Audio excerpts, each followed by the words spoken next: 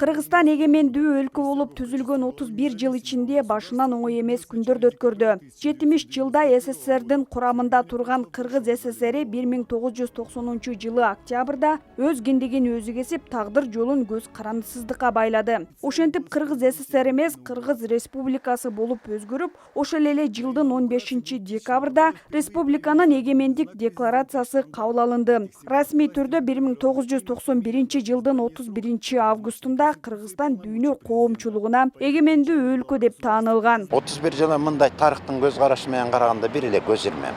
Бирок биз Кыргыз Республикасы, Кыргыз мамлекети ошол 31 жыл ичинде баштан болуп көрбөгөндөй бай окуяларды өткөрдүк. Арасында өкүндүргөн, арасында кайгыга салган окуялар да болду. Өз алдынча көз карандысыз мамлекет болгону менен дал ошол эгемендик алгандан кийин чоң завод, фабрикалар таланып, тунулуп, талкаланды. Экономика болуп көрбөгөндөй артка кеткен. Анткени менен өлкөнүн алгачкы жеңиши мамлекет болуп түзүлүп, улут катары калыптанып калышы.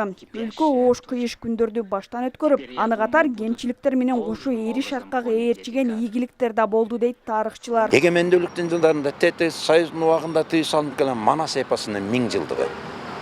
Ойлоп көрсөңөр, дүйнөнү дүңгүрөткөн чоң да. 2000 жылы мына сиз менен биз жашап иштеп аткан Ош шаарынын 3000 жылдыгы. Дүйнөдө бир да шаар 3000 жылдык белгилей элек, а биз 3000 жылдыкты белгиледик.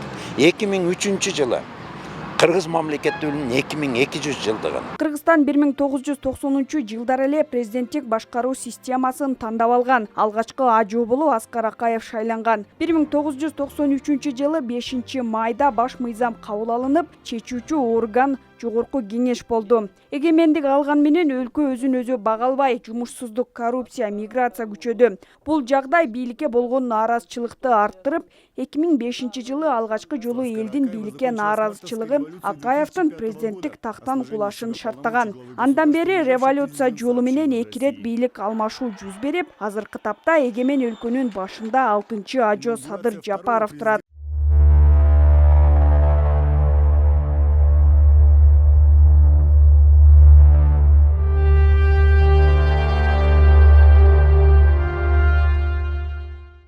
Көз карандысыз өлкөнүн экономикасын Мирлан Убайдуллаев СССРдин курамындагы учурдан дагы төмөн деп баалайт. Айтымында 31 жыл ичинде мурда иштеп турган чоң фабрикалардын изи калбай, экспорт төмөндөп, чет мамлекеттерден келген карыздын көлөмү өскөн. Эл толкундап бийликти басып алганда экономиканын абалы дагы 2 эсеге төмөндөгөн. Анткени менен чет мамлекеттер менен алака үзүлбөй, чакан өлкө алга карай кадам таштоодо. 1991 жылдан баштап 98 жылга чейин жалпы экономикалык көрсөткүчтөрүбүз биздин артка кеткен. Биз чоң дотациялык мамлекет болгонбуз. Ошол сырткы чоң финансылык уюмдарга, бай мамлекеттерге көз каранды болуп келгенбиз. 1998 жылдан баштап ошол реформалардын негизинде бир аз экономикалык алдыга жылуулар болгон.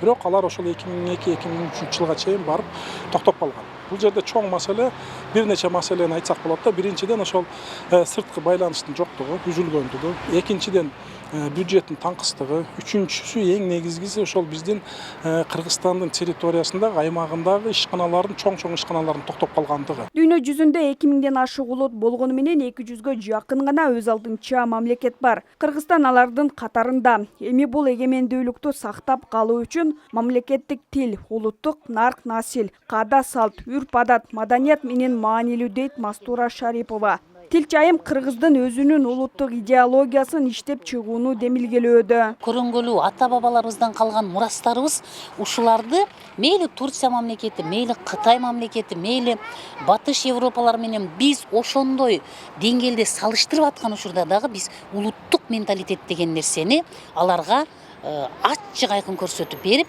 алардын дагы алар менен тең ата болуп, мына ата мекенди көндүрүштүн деңгээлинде мекенибизден эмнелер өстүрүлөт, биздин мамлекетибиз эмнеге ыңгайлуу жайгашкан, элибиздин өзгөчөлүгү эмнеде, улуттук менталитет аркылуу биз ошол чет өлкөдөгү өзүбүздүн атаандаштарыбызды дагы багындыра алышыбыз керек. Эскерте кетсек, Кыргызстандын эгемендик тарыхында жалпысынан 6 президент, 40ка чукул өкмөт башчы алмашты. Парламент 6 жолу шайланды. Зыягүл Болоткызы, Асылбек Турдалиев, Тмедиа жаңылыктары.